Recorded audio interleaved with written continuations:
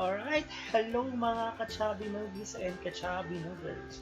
Right, dito naman po ako ulit para mag-share ng bagong kaalaman tungkol sa G Suite. So, before that, gusto ko lang po sana magpasalamat sa lahat ng mga nag-share, nanood, at nag-like ng aking previous video tutorial. Maraming thank you po sa inyo lahat.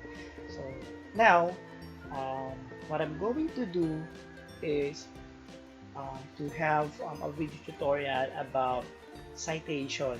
So we have this add-ons, okay, or extension, Google extension that we can use para magkaroon tayo ng citation in APA format, Chicago, MLA, and so on. So, meaning to say, siya na po yung diretsong mag-format ng ating citation. Kung ano klaseng format ba ito. Right? Ito po ay good para sa mga gumagawa ng research. Okay? Na very important na kailangan nating magkaroon ng citation kung saan tayo kumukuha ng ating mga impormasyon. Kaya halimbawa, so I'm going to do a research about the importance of empowerment technologies. So I'll go and copy this information, like for example lang ito Okay. Alright. So copy and paste. Okay. Importance of empowerment technology. Oops. Okay, then paste it. Whereas, like for example, references. Lagyan ko lang ng isa. Now, I'll go back to this site where I get my information. Okay, so una, what you need to do, alright, kung wala pa kayo nung extension na Cite this for me, you just need to go to Google Marketplace.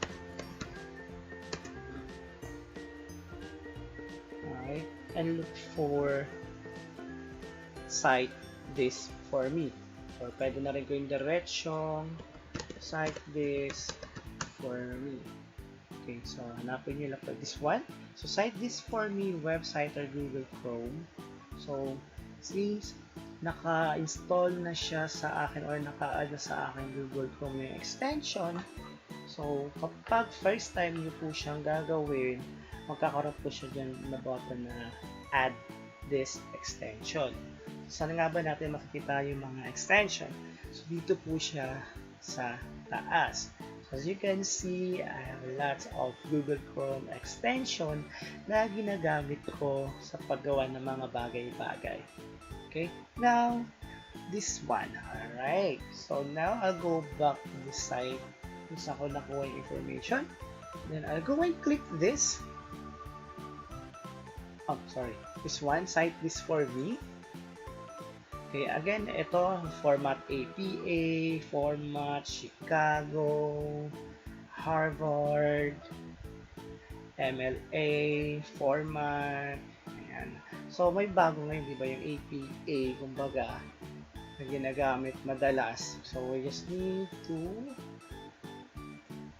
select, okay, copy, then paste it here in our Google Docs. So, ayan na po. So, another one. Try natin ulit. One research. Okay. Ito naman tayo. So, halimbawa, kinuha ko rin yung information dito.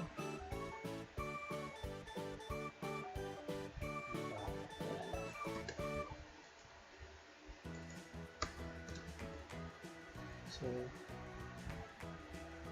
balik ako dito, then citation ulit. Let's try this, Chicago.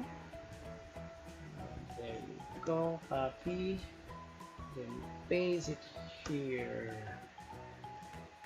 Alright, easy as that.